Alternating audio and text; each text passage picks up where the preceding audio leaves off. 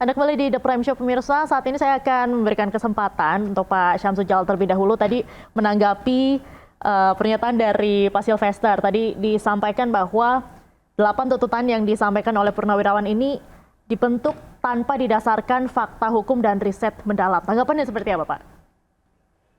Iya, bisa saja ya. Orang ngomong silakan aja. Tapi saya lebih salut Pak Jokowi tadi. Bukan main Pak Jokowi. Ini aspirasi, ini biasa saja kok. Nggak ada apa-apanya. Hanya ada yang menanggapi, wah ini konyol, ini kampungan. Udah, nggak usah. Coba lah, kita punya etika kan. Punya tata krama orang Indonesia, orang Timur kan. Tahu sopan santun kan. Pilih kata-kata yang baik gitu kan. Nggak setuju, nggak apa-apa. Itu kan sama aja demokrasi kan. Silakan aja. Tapi nggak usah. Saya salut. Terima kasih Presiden ke-7. Saya salut sama Pak Jokowi. Itu orang bagaimanapun juga dia tahu tata krama. Orang Jawa ya, tapi dia tata krama, tahu etika. Dia nggak pernah kampungan, konyol apa segala satu. Tapi dia hebat. Saya salut Pak Jokowi. Udahlah, ini kan biasa saja. Seperti ya, sama aja kan nggak ada apa-apanya. Tanya sama Pak Prof. Sujuanda tadi. Nggak ada. Yang mengerti hukum lah itu kan. Ya udahlah. Jangan diributkan, betul lah. Apa sih yang bikin gaduh? Hendro Priyono bilang gaduh. Apa yang gaduh? Nggak ada yang gaduh kok. Yang menanggapinya yang gaduh itu aja. Nah itu ya, kembali. Jadi itu nggak ada apa-apanya kok. Yang bikin gaduh siapa? Yang menanggapinya. Siapanya? Apa yang gaduh? Nggak ada gaduh. Apalagi dengan ada kudeta. Saya nggak tahu. Saya selama hidup di Indonesia belum tahu saya ada kudeta di Indonesia. Ya. Baik, berarti jadi poinnya adalah Pak Jokowi malah menurut Bapak ini lebih menghargai aspirasi dari masyarakat. Betul gitu ya? Sekali. Itulah, itu orang nasionalnya itu Pak Jokowi. Saya salut sama Pak Jokowi. Presiden ke-7 itu kan main kan. Pak Sylvester gimana tanggapannya nih? Ya, Pak Jokowi memang seorang negarawan, terus Pak Prabowo, terus bapak-bapak yang kemarin Pak Wiranto. Itu sah-sah aja, tapi sebagai anak merah putih, saya juga dan juga kawan-kawan lain melihat bahwa ini juga satu nggak benar aspirasinya kayak begini, ya kan? Karena memang nggak dikaji secara mendalam gitu loh. Dan juga tidak berdasarkan bukti fakta-fakta hukum, ya hanya membuat menurut saya akhirnya harusnya para senior itu memberikan rasa optimisme persatuan, bukan kayak begini kan akhirnya kita dibawa kan ribut gitu loh, kan udah terjadi. Dan saya nggak mau, saya sebagai anak merah putih ya saya juga akan di depan. Kalau bapak-bapak mereka bilang mereka juga di depan, ya kami juga di depan gitu. Akhirnya kan jadinya seperti zaman dulu, kembali lagi saya bilang, udah terjadi kok waktu zaman bikin Tritura itu. Akhirnya ribut, akhirnya terjadi kudeta. Kan sekarang ini kan masalahnya kan, saya kembali lagi kan ke Pak Samsul ya kan. Beliau ini kan tim suksesnya Anies kan, Mbak? Enggak. Maksudnya timnya Anies lah. Enggak, saya enggak ada tim Anies. Ya, termasuk Pak Sunarko ya, Pak Sunarko, Pak Soeharto. Ah, iya betul. Itu Pak, waktu itu bapak-bapak mereka Pak Sutioso dan yang lain-lainnya itu mayoritas di Anies. Waktu pengumuman habis Pilpres quick count, Prabowo Gibran menang. Tanggal 19 Maret 2024 itu rame-rame di bawah komando Pak Sunarko dan Pak Soeharto itu mereka berdemo di KPU mengatakan bahwa ada kecurangan. Gitu loh. Jadi ini kan ada latar belakang yang akhirnya mereka bikin 8 poin ini yang nggak jelas gitu loh. Apa maunya gitu 8 poin ini? Karena nggak diriset, tapi dilatar belakangi oleh sakit hati, ya kan? Karena kalah dan sebagainya. Kan udah jelas-jelas. Kita harus lihat latar belakangnya mereka gitu loh. Jangan sampai juga kita sebagai anak bangsa menelan mentah-mentah karena mereka purnawirawan gitu loh, bahwa poin-poin yang dikatakan mereka dari awal, dari nomor 1 sampai nomor 8 ini tidak dianalisa, tidak diriset, dan tidak membuat keuntungan buat bangsa kita. Makanya saya bilang tadi harusnya beliau-beliau ini, ya Pilpres sudah selesai, bergandengan tangan. Kita lihat Pak Panglima TNI, Kepala Staf Angkatan Darat, Pak Maruli, pergi urus itu pengairan, masuk ke sawah-sawah, ya kan, supaya kita swasembada pangan gitu loh. Terus bagaimana kayak makan bergizi gratis kita bantu dan sebagainya.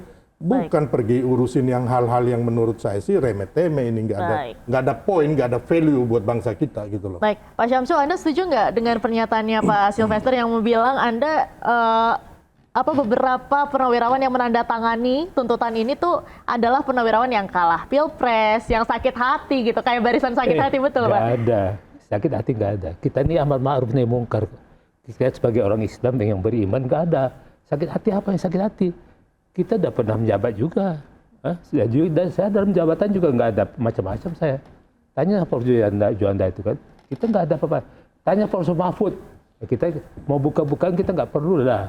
Tanya sama orang ahlinya lah. Prof. Mahfud bilang, tanya bagaimana itu dan pemilihan kemarin nih.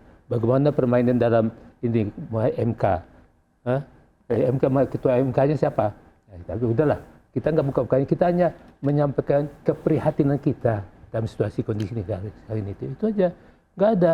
Kalau tanggapi berbeda-beda, silakan aja tanggapi aja. Baik. Gitu. Prof. Juanda, secara konstitusi, secara hukum, ada celah nggak sih untuk melakukan tanda kutip impeachment nih sama wapres kita? Pertama, sebagai pakar hukum tata negara, di mana-mana saya katakan bahwa kita tegak lurus pertama itu pada Pancasila. Yang kedua adalah konstitusi. Yang ketiga adalah prinsip negara hukum. Yang keempat adalah azas-azas penyelenggaraan pemerintahan yang baik. Ya kan? Nah, tentu yang tidak kalah pentingnya etika. 5 ini prinsip bernegara yang saya pegang. Nah, berkaitan dengan usulan kawan-kawan yang saya hormati, purnawirawan TNI, siapapun, yaitu sebenarnya dilindungi oleh konstitusi, ya, oleh hak berpendapat setiap orang, hak mengusulkan sesuatu, ya, bukan dilarang itu, ya. Tetapi ya perlu dipahami, kalau mau memakzulkan presiden atau wakil presiden, ya itu kan ada kriteria syaratnya. Nah, saya tidak tahu, yang jelas pasti ya kawan-kawan atau senior-senior dari Purnawirawan itu kan sangat paham tentang soal syarat itu. Tetapi saya mempertegaskan sebagai guru besar hukum tata negara. Pertama di pasal 7A, ya, apa syaratnya? Satu adalah ya, seseorang itu adalah presiden atau wakil presiden. Tidak ada mengatur yang lain. Yang kedua adalah ya, diduga yang bersangkutan presiden atau wakil presiden, yang dalam hal ini adalah Mas Gibran, ya, itu melakukan pelanggaran hukum. Ada 6 di situ tuh, dari pasal 7A itu. Yang kedua, ya, pengkhianatan terhadap negara, korupsi, penyuapan, ya kan, tindak pidana berat,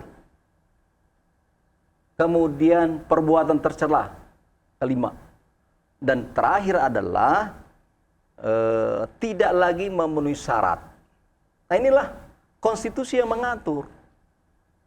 Pertanyaannya, apakah yang diajukan oleh bapak-bapak atau kawan-kawan purnawirawan itu terpenuhi tidak? 6 ini. Yang tahu kan Pak Sam dan kawan-kawan, ya Pak, ya. Kalau tidak terpenuhi, ya, pasti secara konstitusi tidak bisa. Terus mekanismenya, ya, perlu setelah pasal 7B itu, 7B, ada itu diajukan kepada DPR. DPR bersidang. Syaratnya apa? Harus 2/3 dari DPR hadir. 2/3 dari yang hadir juga menyetujui atau setuju bahwa ada pembuktian di antara 6 tadi. Apakah ada? Itu nanti ya akan dibuktikan. Nah, tapi belum masuk politik ini. Kemudian kalau disetujui baru masuk ke Mahkamah Konstitusi.